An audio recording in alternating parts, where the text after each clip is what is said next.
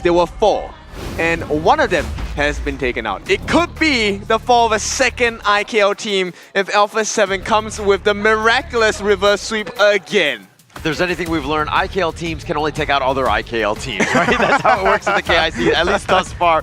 But going into this one, of course, Alpha 7 in a must-win, everything on the line. They have literally 1 life.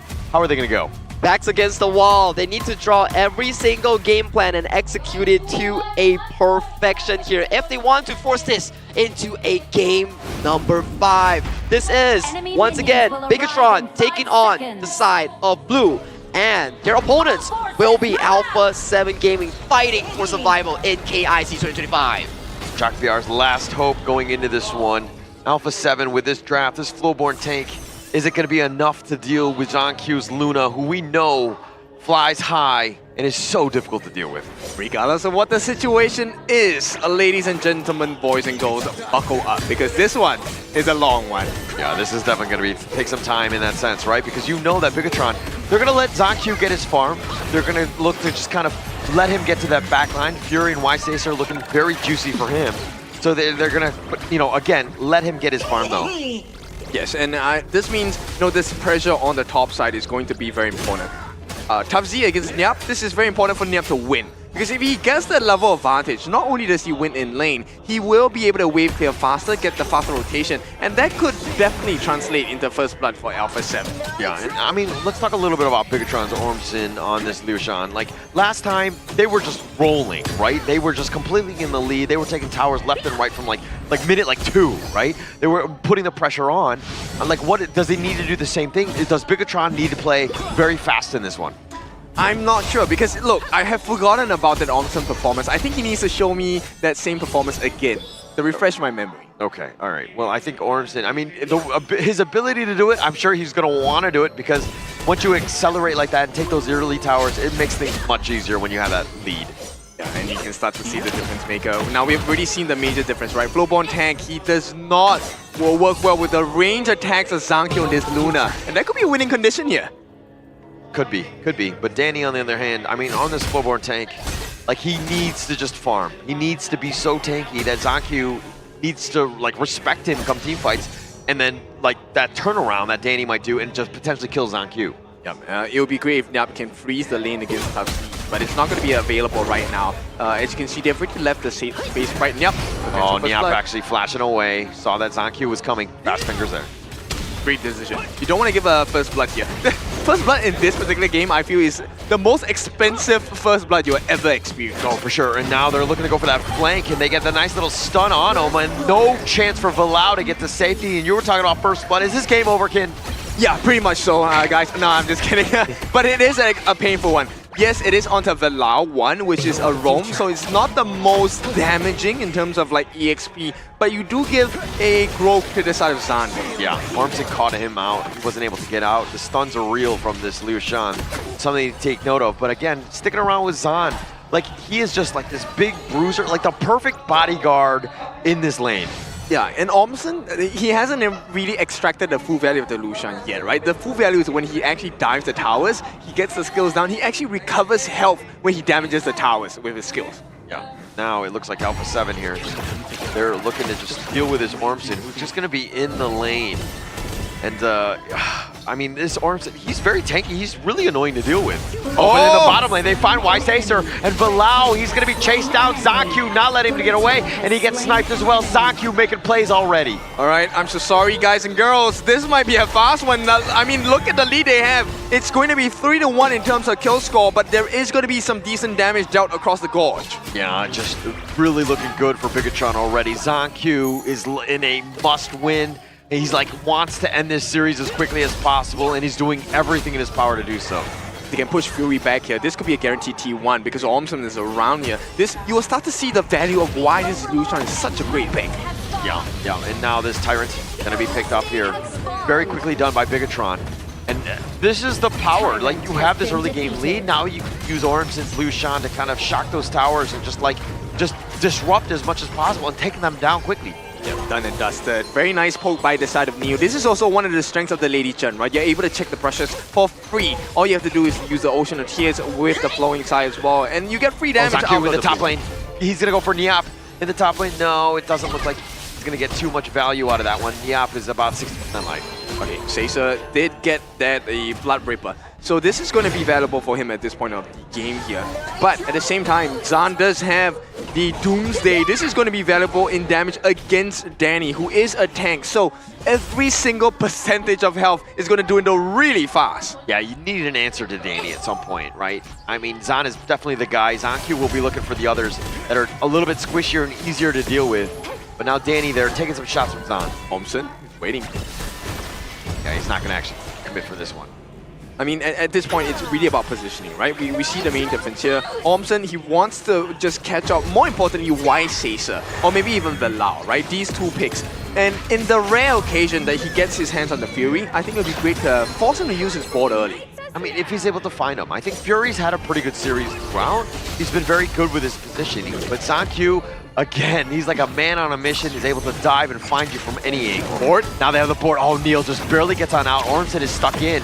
And now Danny's showing up, gets the nice little knock up onto him, but they don't really have too much to follow up on. Yep, Destined Encounter does not find any targets, so that value is going to be neutralized. But BTR, they did lose the T1 at the top. Now this is going to be map advantage for the side of Alpha 7. Look, the T1 at the bottom and the top, they're perfectly healthy. The only one at risk is the mid lane, of which they've put numbers on the side of Alpha 7. And this is why Alpha 7, if you're looking at that net worth, they're in actually the lead, right? Because they've taken the towers, kills aside, it doesn't really matter. And so it's all about an objective-based game. All right, we'll get the teleportation coming down from the side of TUFZ. Let's see what kind of damage can they do here. But the response, Alpha 7, they're so fast, they're so quick. Yeah, they are, but they have to back off. Why Caesar's not even there? So if they want to go and Bigetron is being aggressive, throwing them away, the Destined Encounter, they actually find ZanQ. They get the pick off onto him, and Villau is a little bit low. Looks like Ormson is as well, but they've got Niap, who's diving way too deep. And now Caesar with that soaring signal onto Zan, doing a little bit of work. Here come the Wolves. And Neil with that flash away. It looks like that's pretty much it, unless Ormson, he gets his shields, he gets the safety. Yeah, I don't think it's worth to use the flash there for the side of Fury. Now this is going to be a very tense situation for the side of Alpha 7. They do have a lead. TUFZ does catch his eyes onto Danny, but I don't think they will be able to contest here. Yeah, he's in the brush, so that's going to be a little bit hidden on that one. Danny smiting that, taking that away, and now they have the lead. Okay, Alpha 7. You know what? We are talking about this back and forth. It looks like Alpha 7, they want to control their own destiny. And so far, it's working well in their favor. We haven't really seen Ormson put the value of this they dive in for it. They find Caesar, who tries to flash, but there's just too much speed from ZanQ. Big moments, and you know what? The numbers are stacking up. 4 kills already for the side of Zan, and nobody's stopping him. Yeah, nobody's stopping him at all. I mean, him and ZanQ have been like this tag team that have been taking everybody out. Alpha 7 right now on the defensive yet again, but they do still have a lead. But it's not too big. Oh, hang on. Yeah, Danny dodging most of this one. ZanQ not able to find any sort of catch.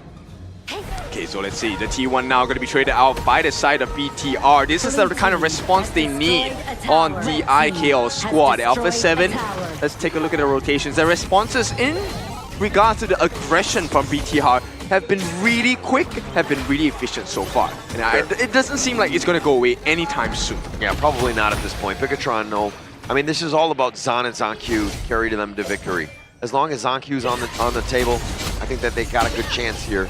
But ZanQ, again, hasn't really found the right targets.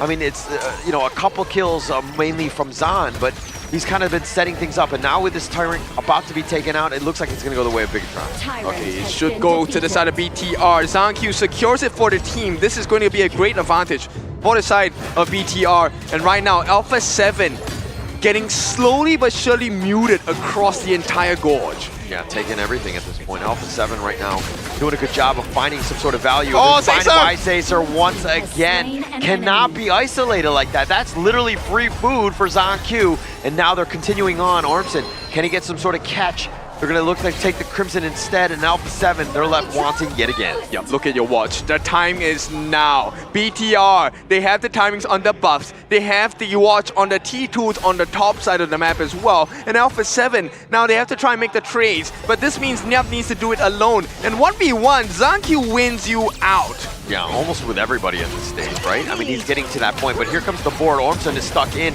He's trying to go for the tower, and they do take that one down. And now Alpha 7 not able to get anything else. Yeah, and look, all of this early pressure and early lead going to the side of Zan, it's making sense now. Level 12, yes, he's same level as Wiseacer, but the damage output, the space he has been given, is just immensely good. Yeah, but the biggest issue is that Wiseacer has been killed twice. ZonQ has been chasing him down and doing his serious work. And look at that. ZonQ up top, Zan right behind him. The Zanza combination here, and it looks like it's going to be Jazz Hands for the side of BTR because there is no answer on the side of Alpha 7. Now, there is a little bit of catch-up available from the side of Wiseacer, but this 10-minute mark will decide the fate of both of these teams. Yeah, and look at the top lane is pushing. That one, the top T2 is looking to go down. ZonQ starting the Tyrant. He gets on out of that one as the rest of Alpha 7 scare him away, but they find Neil, they get the pick. Tough Z is still there. The soaring signal on to Tough Z as well. And with leader stance, it looks like they're going to do a little bit of zoning, but now they turn their attention on the Tyrant instead. Yeah, this one, they have to give it away on the side of BTR. So Alpha 7, it is time to turn the engine on. Yeah, the board, they don't catch anybody, but they take the mid T1, zone them away more than anything else. Alpha 7, they need to continue this assault.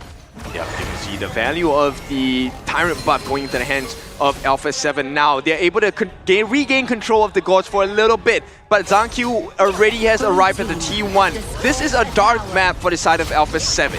Very dark indeed. ZonQ, though, making it even darker by taking that bottom T1. He'll make use of all this free space that Alpha 7 is giving him. Right. So, you know what? Danny's... Oh, hang on. Omson, what's he doing here? Yeah, he's going in, gets the stun. That's what he's doing. He's setting it up, and Fury's going to be down for the count. And now ZonQ on the chase, finding who wants to get the pull. The bitter farewell on top of him, and they got the Lao, and they want to go for Danny, and they do get him as well. 3 members down. They will chase him down, make that 4. They take the top T2, and Bigetron looking to do some serious work. Nyap is here. He gets the 1 pick up on the Tough Z, but now he needs to fight this 1 versus 3. He's going to be picked off. And it's going to be an ace for the side of BTR, and they can get free damage. Ormson is here. This is why the Liu Shan is great. Look at the damage that they're doing. There is backdoor protection, but they're melting right through it. Yeah, and Alpha 7, all they can do is watch, disrupted left and right, and that's the power of this Liu Shan. You win one sort of team fight, and yeah, it was an ace, but look at how many towers just went down. 2 for free. I mean, they really gave me my request. I have forgotten what it's like to watch Ormson's Liu Shan, and here we go. 1 movement, that was it. Now, the pain is on the side of Alpha 7. That lead they built for themselves, completely taken away. Overlord here being picked up by Bigetron. This is, again, their game to lose. I mean, they're up about 3.5. They have a lot of towers. That open lane in the top one is going to be huge. And now Bigetron, they're looking to just kind of take the bottom and the mid at this point. Yeah, which is kind of irritating. You can't leave Ormson alone, that's the thing. You have to get him down as well, but you have to leave him for last. Because if you don't get rid of the other members like Zan and ZonQ, you don't win the team fights. Yeah, those are the ones that are bringing the damage. Ormson is bringing basically the utility, the tank up front, plus a little bit of control. He's adding quite a bit to this lineup. Yeah, very nice Ocean of Tears set up as well to flowing side. This is going to stop them. Danny gets caught out and will be frozen for a couple of moments. But here comes the true pressure, the Shadow Overlord lying down on the bottom. Yeah, Ormson so cheeky with that, just getting that shot, doing a little disruption, getting on out of there. Maybe they get a couple shots onto this, but now the board, they find ZonQ. Alpha 7 though, they're not going to follow up on this one. They're not going to get any sort of value. They cannot, and Ormson says, it's my turn now. Oh, that was a little bit scary. Yeah, he's going to continue to do this, just go back and forth, and now he gets the truth, and Topsy with the play, and it's a cleanup duty. 4 members are already down, and they take the crystal, and they take the series, and they move on into the knockouts. In a flash for the side of BTR, they are your second IKL representatives in the knockouts. That's 2 out of 3, and later on.